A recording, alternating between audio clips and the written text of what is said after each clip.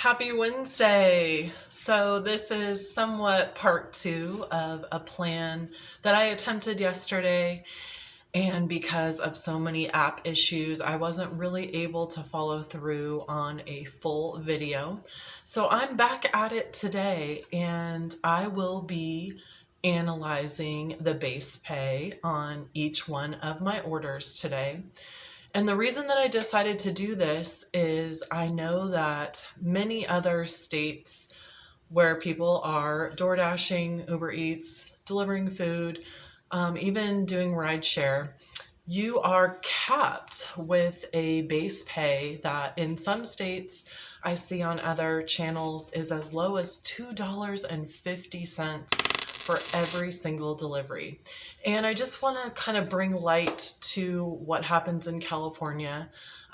Myself, I'm personally very grateful for Proposition 22 because we are in a situation here where the base pay on each one of our deliveries fluctuates.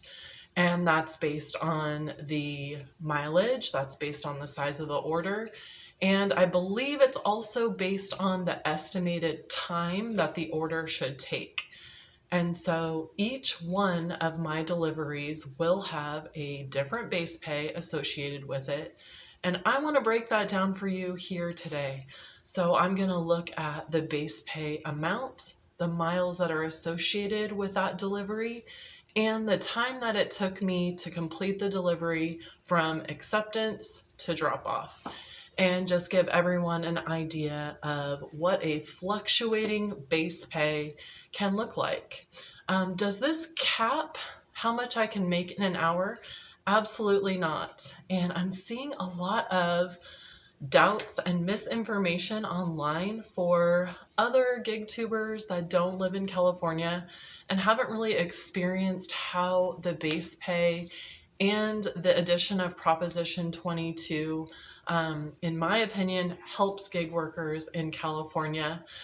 For me, I'm still an independent contractor. I'm still doing what other delivery drivers do in Colorado, in Virginia, in Georgia, in Florida. I'm still making decisions on every single offer on whether or not it is advantageous to me to take the offer. I can still take as many offers in an hour as I choose to, or as few as I choose to. The only difference is, like I said, that base pay is going to fluctuate. And at the end of the week, if my base pay doesn't meet a minimum wage requirement, I'm going to see an additional payment at the end of the week to meet those minimum wage requirements. So for today, though, we're just going to look at the daily totals and how the base pay affects each individual order. So come along with me. I'm about to go jump in the car and get my day started, and I'm going to break down these orders for you so you can get an idea of how the base pay works in California. So I recorded my intro yesterday with the intention of doing everything that I talked about. However, I had another day of extreme app issues.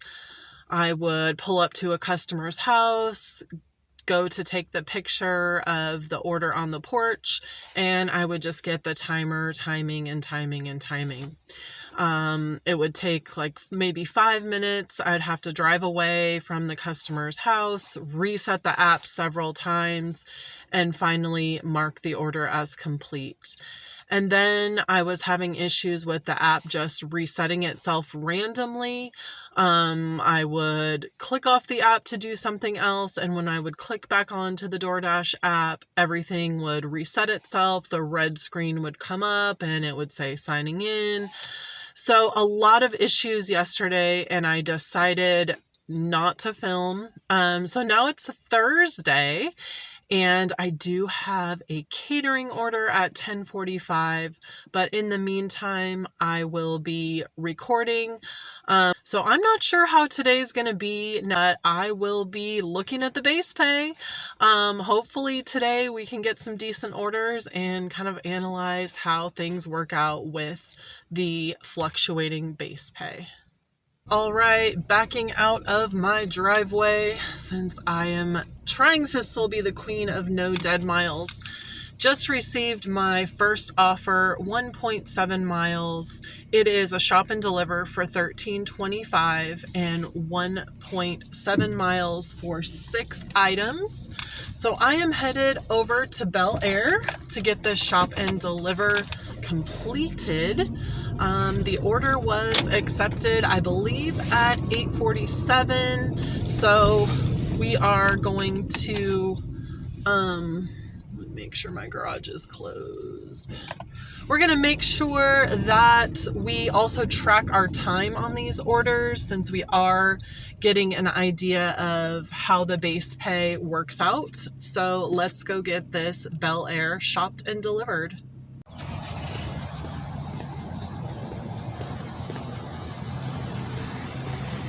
Okay, first order of the day, headed into Bel Air.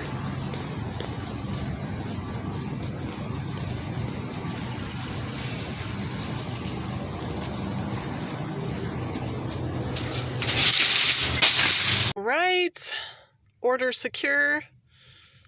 I was in the store for about 7 minutes, and that did include a deli counter sandwich.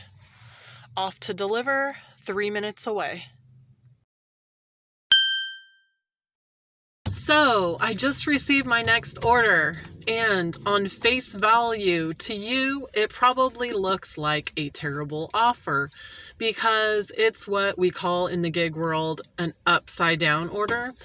$9.75 for 10.1 miles. The only reason that I am taking, well, 2 reasons. The main reason that I am taking this offer is because I have a catering pickup at 10:45, and this order is taking me into the zone where my catering order is in Sacramento. So I'm basically being paid to drive the 8-ish miles that I would need to drive for my catering order for today. And the secondary reason, which, I do on a somewhat regular basis, is if the order is mostly freeway miles, it actually turns out to be worth the, I guess, payout in my area because we have so many freeways here, and long mile orders may only take about 10 minutes. I get it. It's miles on my car. Believe me, I understand that that's definitely reasoning in the gig community to not take these orders, but I already need to go in this direction. So I'm sitting in the parking lot of where this order is right over here at Main Street Bagel. So let's go get this order picked up.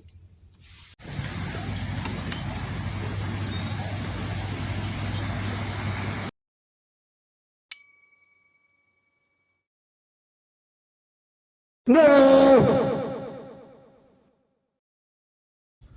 On my way to get the next order. I spent too long analyzing it because I am now dashing in an area that I don't normally dash in. So I'm not super familiar with all the street names. So I did not grab a screenshot, but I am picking up a chicken and waffles order, 4.3 miles for $6.50. However, the drop off is 2 blocks away from my catering order, and the timing is going to work out perfectly. And so I took my time to analyze the order to make sure that it wasn't going to take me out of this current zone that I'm in, and it worked out perfectly. So on my way to go get this chicken and waffle order.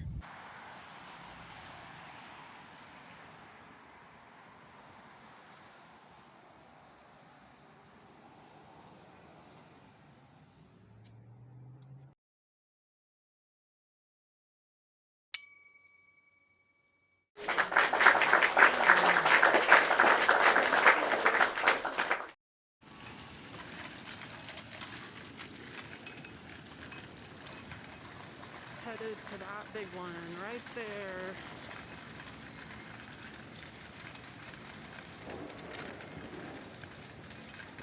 Floor 11. Let's go. Okay, sweatshirt off. It's a beautiful day in Sacramento.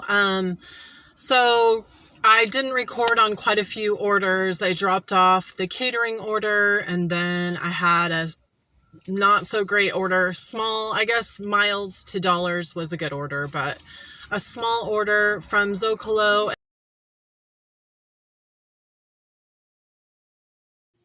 Stack offered to Zocalo, had to decline.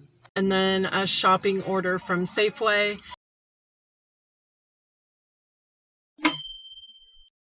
And now I am getting this order. I'm still in the heart of downtown. It's 12:07 p.m.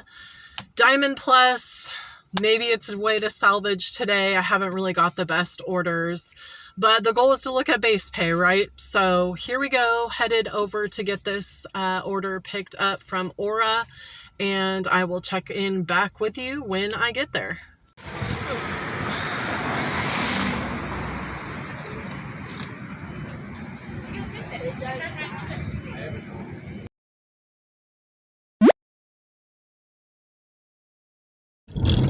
Last order said catering bag. It only turned out to be $9. But I am on my way to what truly looks like a catering order. Beach Hut Deli, $11.50 plus, 12 items. Let's go get this picked up and let's hope for finally a great order today. So I was advised of a 10-minute wait for my Beach Hut order. So I'm just out here waiting. After all the crazy weather we've had in the month of January, believe it or not, today it is 62 degrees. I am in short sleeves. Super happy. Not even gonna lie, it's been a grumpy couple of days for me with all of the app issues and just with my AR going down and now the types of orders that I'm getting. So I'm here. I'm grateful for this catering order. It's about 12:30 and looking to work for about another hour. So I'm just gonna enjoy the sunshine out here while I wait and hope for a big one once I get this dropped off. Well, that Beach Hut Deli order was phenomenal.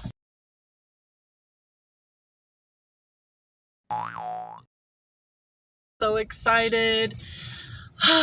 Kind of made my shift, like I said. Been a grumpy day for me. So I dropped that one off and I am right back here at Beach Hut Deli for another pickup. And it is nearing the end of my shift and this drop off is actually taking me closer to home. So win-win. I'm headed back inside Beach Hut to get this next order picked up.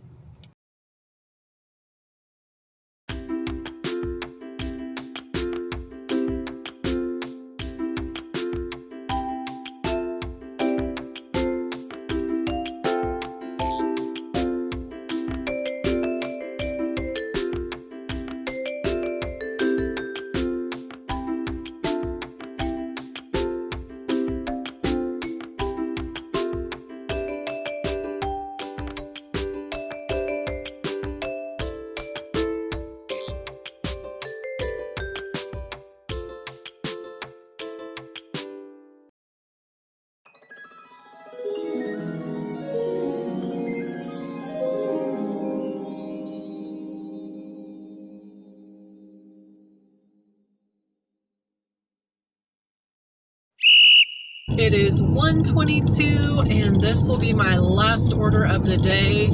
It is a stacked order, Jack in the Box and A1 Mart, which is an alcohol pickup. 11.25 for 4.6 miles, keeping me here in my home neighborhood and finishing out the shift. The great news is the A1 Mart and the Jack in the Box are in the same parking lot, so I won't even have to move my car to get from one location to the next. And they're just right here down the street, only probably about a half a mile. So let's go get these last two for this Thursday picked up. So here's how close the two orders are. Here's the A1 Mart in front of me. And here's the Jack in the Box behind me. Last two of the day. Surprisingly, the Jack in the Box order was ready. That location, not the greatest. But today, they surprised me. So for these last two orders, I'm on the way to drop off. I am 4 minutes away from the first customer, which is the alcohol order. Then I'm not sure how many additional minutes to the second customer, but like I said, they're right here in this same neighborhood, so bonus, and it's my neighborhood, so even a better bonus since this is where I typically end my shift at 1:30. It's 1:32, so after I get these dropped off, I'll probably talk to you a little bit about the base pay numbers for today.